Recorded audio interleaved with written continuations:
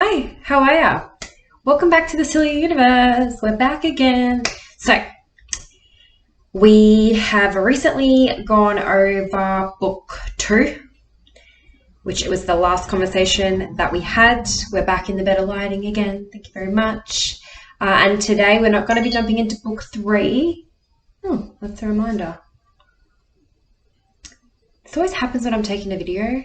I forgot to put my phone on silent. Call dad. I have to call my dad back. I'll get there. All right, let's go back. I think I might keep this edit. What do you reckon, guys? Yeah, I have to call my dad. All right, so we're going to be talking about Darayan today.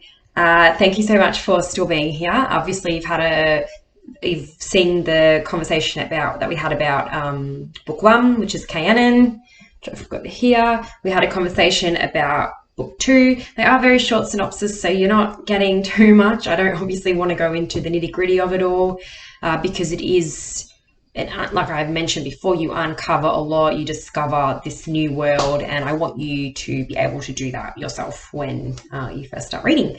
So the next one we're going to go through is Darayan. So this is actually our companion novel, but it's like a 2.5. So I've written it after book 2, but I was writing it at the same time as book 3.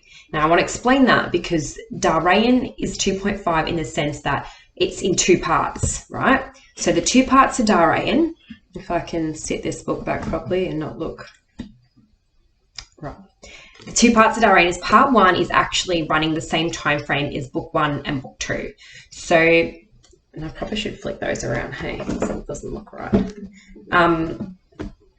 Book 1 and book 2. So with book 1 and book 2, the story there, this is a sub-story running at the same time frame. So Darayan and Archibald, who I've talked about on multiple occasions, are the main protagonists within this particular title. And part 1 of that is the same time frame as this, and then part 2 of it is the same time frame as this. So don't be alarmed when you see things happening in the second part of this that doesn't necessarily make sense, because it will when you actually get into book 3 and into the nitty-gritty of the conversations between the characters in Darayan and the characters in the Kaianan trilogy, which is really exciting. So this was just a sub-story that I needed to tell, or that needed to be told, because of the fact that there was so much going on with who the characters were, and I think from another perspective you kind of it hits a little bit differently. So I don't like to necessarily just say, oh, this is this particular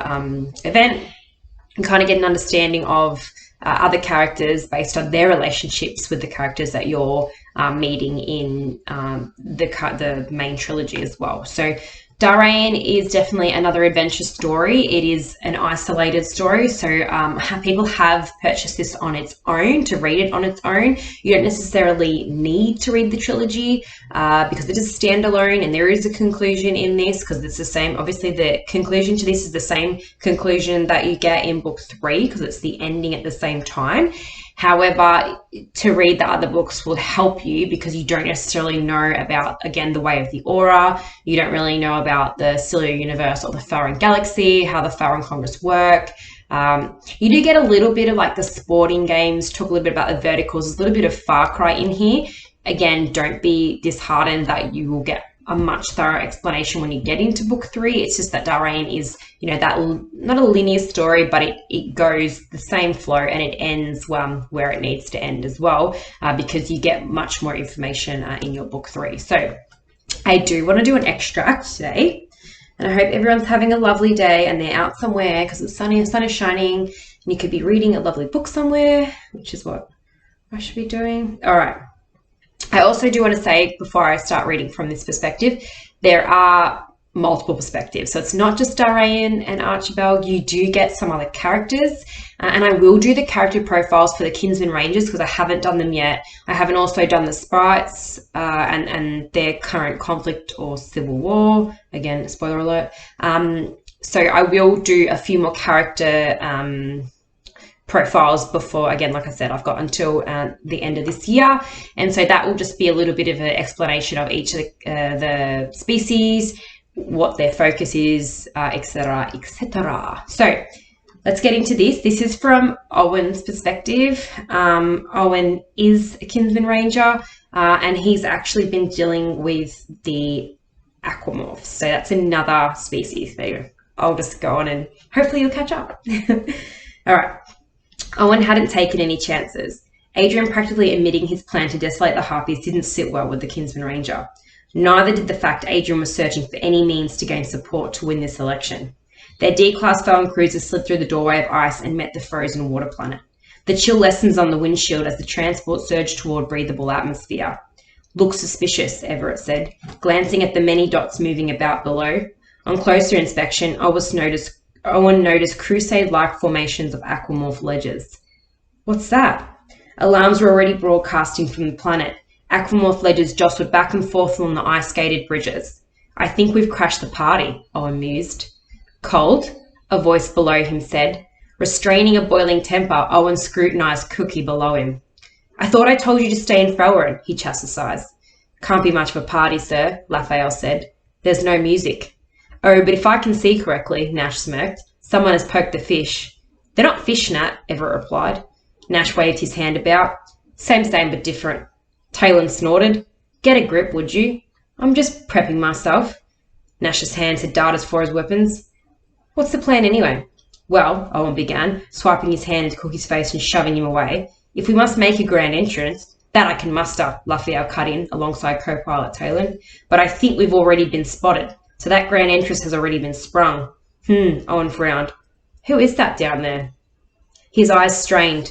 Blistering, dusty orange auras illuminated, ready to defend themselves from the ledges. "You've got to be kidding me." Owen shook his head in disbelief. "Talon, lower the ship." "Where?"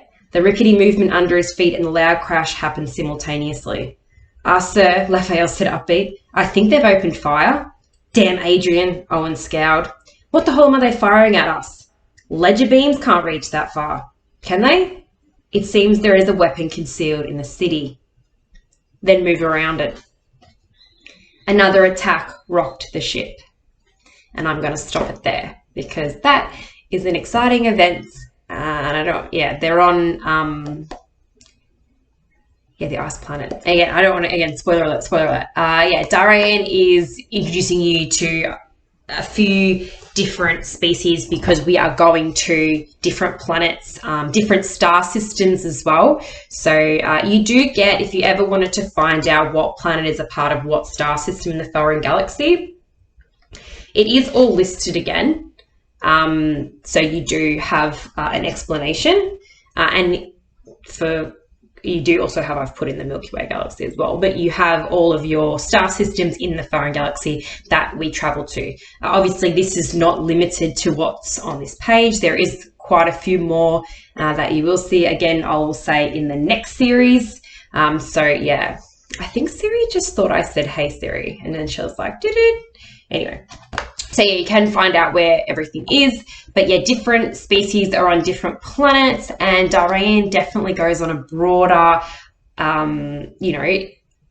adventure, and you meet a lot more characters and different species because of it. So yeah, that's Darayan. It does have an ending, so this is an ending in terms of you don't need to read book 3, but some of the ending, you don't really know why it happened or how it happened. And that's the reasons are in the next book. So the next time we jump on and chat, I will be talking about book 3. So that was Darayan. I love these characters. I love all of them. None of them are my favorite. I always say that. But yeah, I hope you enjoyed the video today. I hope everyone's doing well. Anything, like I always mention, reach out, contact me, like and subscribe. I'd love to also, if you just subscribe to my website, I do send out sometimes some blogs. I have a community on there that I've written, just open-ended, say posts or blogs. Just some thoughts and stuff. And also the crux of the series is that, how we can find our voice and express ourselves and become.